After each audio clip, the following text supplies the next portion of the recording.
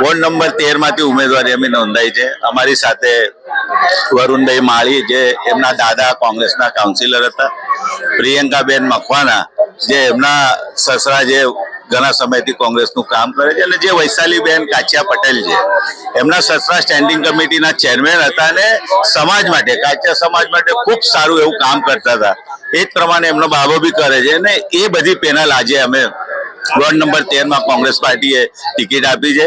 છેલ્લા 15 વર્ષથી મેં કાઉન્સિલર તરીકે વોર્ડ નંબર 13 માં એવી સેવા કરી છે, એના લીધે લોકોને અમને ખાતરી આપી છે અને લોકોને અમારા માટે એટલું પ્રેમ છે કે અમને ખાતરી આપી છે કે આ વખત વોર્ડ નંબર 13 માં આખી પેનલ કોંગ્રેસની જીતાઈ લાવીશું।